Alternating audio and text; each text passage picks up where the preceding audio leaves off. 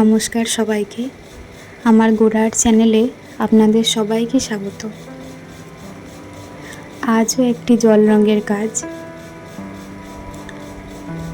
কয়েকটা কাজ এরকম জল রং দিয়ে করেছি, নিশ্চয়ই সবার ভালো লাগবে। ওই যে স্কিন কালারটা বানিয়ে রেখেছিলাম সেটা দিয়েই কাজ চলছে, আর পেন্সিল স্কেচটা তো আগেই করে নিয়েছি, এখন রঙের কাজ।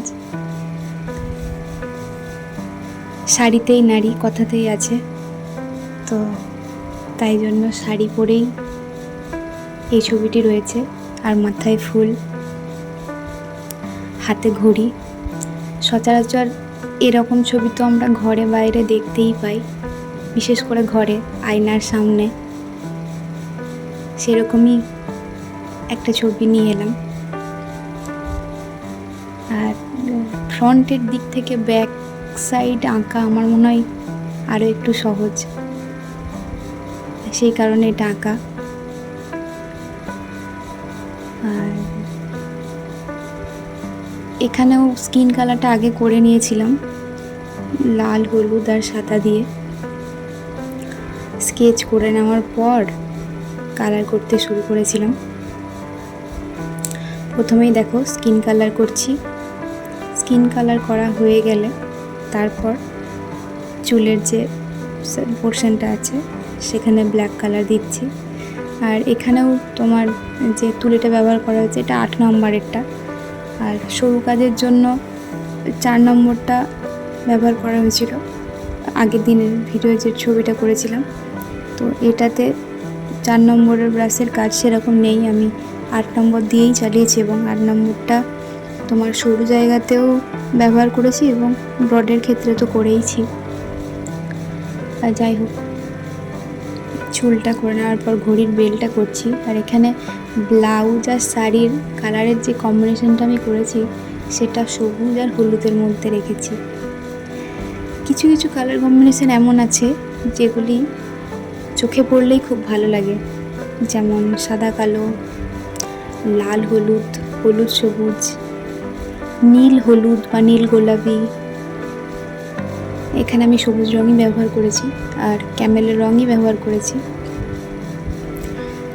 তোমরা আগের দিনে যে ছবিটি দেখেছো সেম টাইপেরই, মানে আমি বলতে চাইছি যে কালারগুলো ইউজ করেছিলাম ক্যামেলের, সেই ক্যামেলেরই কিছু কিছু কালার এখানে ইউজ করেছি। আর আমি যে স্কিন কালারটা যেটা ব্যবহার করছি ওটা একদম কিছুটা পরিমাণ আমি বানিয়ে রেখে দিয়েছিলাম, সেটাকেই জল দিয়ে গুলে নিয়ে স্কিন কালারগুলো করছিলাম।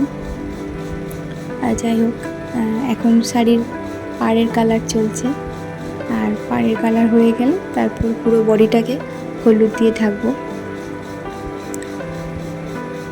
আর এটাও সহজ করেই আঁকার চেষ্টা করেছি, আশা করছি তোমরা চেষ্টা করলেও পারবে, অসুবিধা কিছু হবে না। দেখবে ব্যাক সাইড আঁকতে গেলে অনেকটা সহজ ফ্রন্টের থেকে।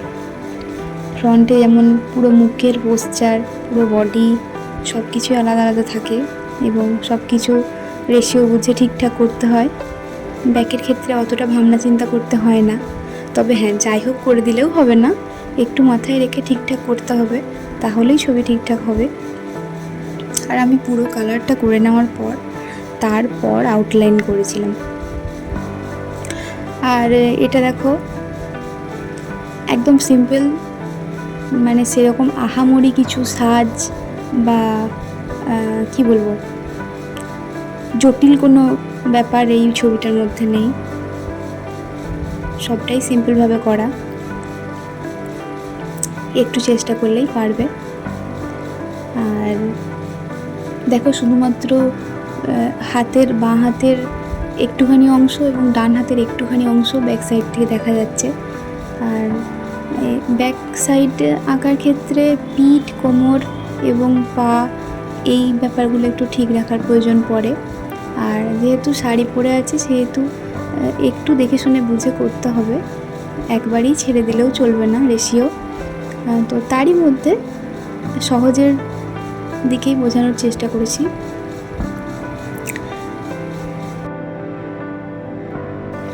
আঙুলে ছোট্ট একটা আংটিও দিয়েছি ভালো লাগার জন্য। তো যাই হোক, সব রং করা কমপ্লিট। এবারে আস্তে আস্তে আউটলাইনটাও হয়ে যাক। আর ছবি কেমন লাগলো অবশ্যই জানিও। জল রঙে করছি, জল রং তোমাদের কেমন লাগে, নাকি ব্রাশ পেনই সব থেকে বেস্ট সেটাও আমাকে জানিও। চেষ্টা করে তো আমাকে অবশ্যই বলবে যে তোমরা কতটা কি পারলে। আশা করছি তোমরা সবাই পারবে। আর ভালো লাগলে লাইক, শেয়ার, কমেন্ট অবশ্যই করবে। আর সাবস্ক্রাইব করতে একদমই ভুলবে না।